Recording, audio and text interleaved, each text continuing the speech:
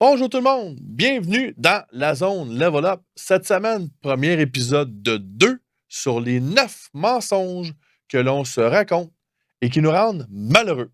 Cette semaine, on y va avec les 4 premiers. Mon nom est Eric Tard, puis on passe ça maintenant. La zone, c'est pour toi. Que tu sois entrepreneur ou parent. Si tu as conscience que le mindset, la confiance en soi et l'estime de soi sont essentiels à ton succès, ben, la zone est là pour toi. À chaque semaine, on va parler entrepreneuriat, mindset, leadership et succès. Je te remercie de passer ce beau temps avec moi. C'est parti!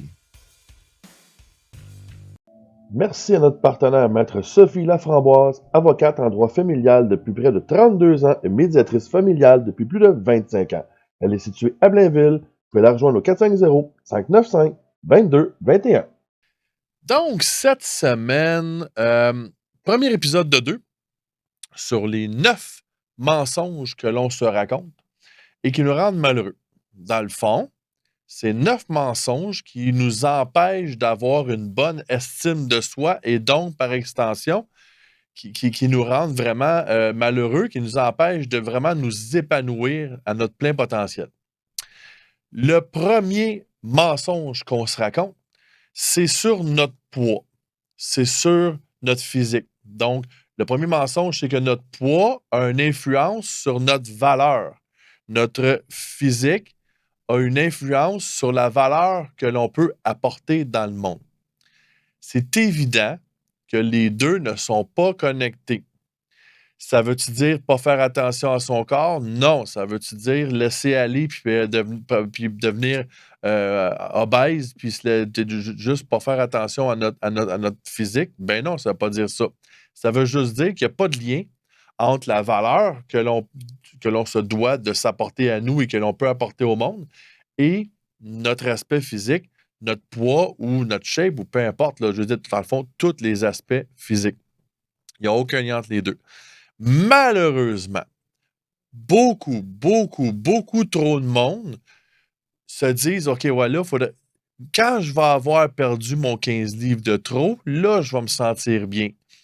Quand je vais me remettre en shape, là, je vais être capable d'être productif. Faudrait bien que je recommence à m'entraîner. Faudrait bien que je recommence à faire attention à moi. Puis là, tu sais, je me regarde dans le miroir, puis je suis comme, tabarouette. Puis plus ton physique est laissé aller, plus effectivement, ça peut avoir une influence sur ta façon de te voir, mais les deux n'ont pas de lien. Faut que tu réussisses à détacher les deux et à voir ta valeur comme personne, comme être humain, sans l'aspect physique, bien sûr, mais une fois rendu là, donne-toi les objectifs quand même. Tu dois quand même réussir à prendre soin de ta machine. Tu en as juste une machine. Le corps que tu as, c'est le corps que tu as pour toute ta vie. Fais-y attention. Donc, c'est beaucoup plus une raison de santé et d'entretien de la machine qu'on se doit de faire attention à ce qu'on mange, on se doit de faire attention à notre poids, faire attention à notre santé, beaucoup plus par rapport à la performance de la machine que par rapport à l'amour-propre qu'on se porte à nous et à la valeur que l'on a et qu'on en apporte à la société. Merci à notre commanditaire, l'agence Casca. L'agence Casca est une agence de marketing 360 qui s'occupe de tout le marketing de ton entreprise. Que ce soit le marketing numérique, comme la création de sites web, de logos, de branding, les campagnes publicitaires sur les médias sociaux ou du marketing plus traditionnel, comme de l'imprimerie sur du papier ou des objets promotionnels allant de la tasse de café jusqu'au wrapping de ton auto. Avec Casca, si tu peux le rêver, nous pouvons le réaliser. Le deuxième mensonge que l'on se raconte et qui nous empêche d'être heureux est celui-ci. On se doit seulement d'être vu quand nous sommes heureux. Donc, quand on est malheureux, on se doit de le cacher ou de se cacher. Autrement dit, on veut juste exposer aux autres notre beau côté heureux. C'est très dangereux parce qu'effectivement, ça peut nous empêcher de vivre les émotions telles qu'elles sont. Et de ne pas vivre ces émotions telles qu'elles sont, ben, ça peut vraiment nous amener à camoufler et à tasser, à mettre de côté ces émotions-là. Et finalement, en bout de ligne, ben, se rendre malheureux parce qu'à force de les accumuler, ben on finit par se bloquer notre propre énergie, puis on finit par se rendre nous-mêmes malheureux. J'ai un épisode justement là-dessus sur le piège de la pensée positive que j'avais fait avec Chantal Gagnon. On parle également de toxicité, de positivité toxique. On parle en anglais de toxic positivity.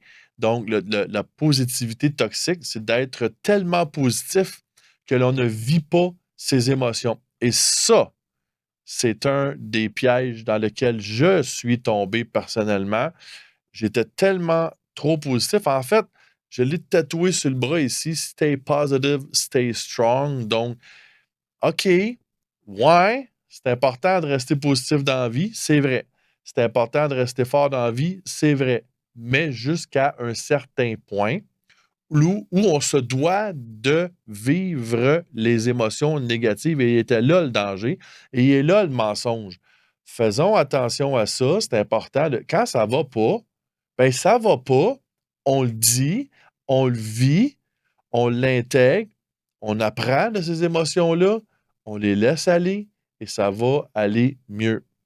Maintenant, c'est un mensonge de se dire ah, les autres doivent toujours me voir sur mon meilleur jour parce que c'est important que tout le monde voit à quel point je suis positif. Attention, c'est toxique. J'ai lu une phrase qui disait You can't hide from yourself and heal at the same time. Tu ne peux pas te cacher de toi-même et guérir en même temps. Donc, c'est une question de guérison des émotions négatives. Les émotions négatives servent à identifier des douleurs, des blessures que l'on se doit de guérir. Donc, la positivité toxique nous empêche de guérir, littéralement. Et c'est un processus dans lequel je vis présentement depuis plusieurs semaines, plusieurs mois, ce processus de guérison-là lié avec l'émotion négative, le fait de vivre l'émotion négative versus toujours mettre la belle face positive et forte devant les autres. C'est le deuxième mensonge qui peut vraiment nous rendre très malheureux. Le troisième mensonge que l'on se raconte et qui nous empêche d'être heureux, c'est celui qu'on ne croit pas mériter mieux. Donc, je ne mérite pas mieux que ce que j'ai là, est un mensonge que l'on se raconte et qui nous empêche d'être heureux. J'ai une citation de Marianne Williamson que j'aime beaucoup. If you don't believe you're worthy of loving yourself unconditionally, it's impossible to find, give, receive, or believe you deserve unconditional love from someone else. We cannot give what we don't have.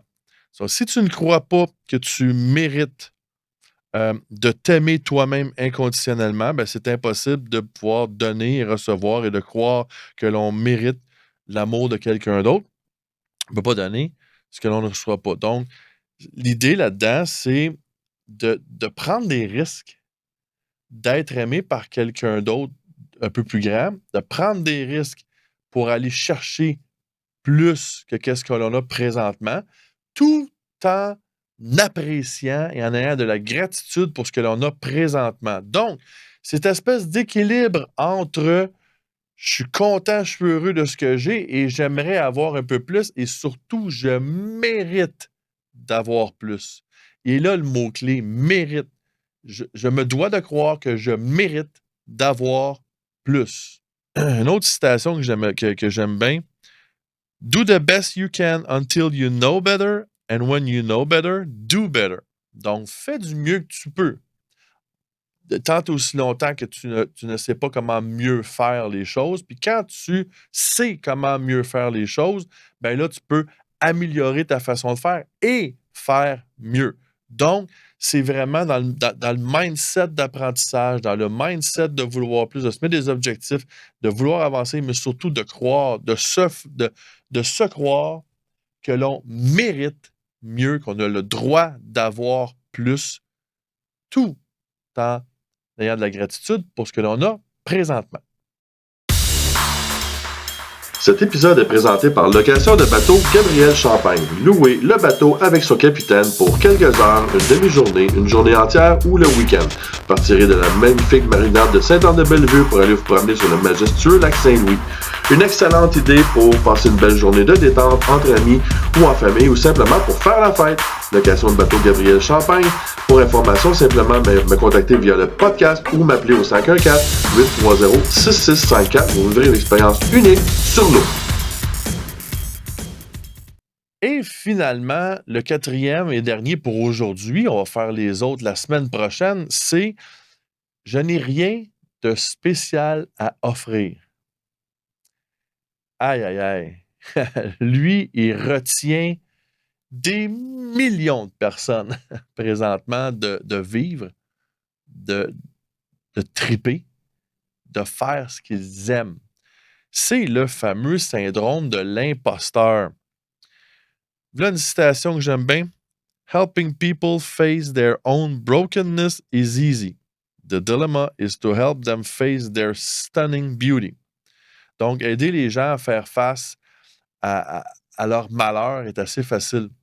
Ce qui est plus difficile, c'est d'aider les gens à faire face à leur beauté, à ce qu'ils ont à offrir.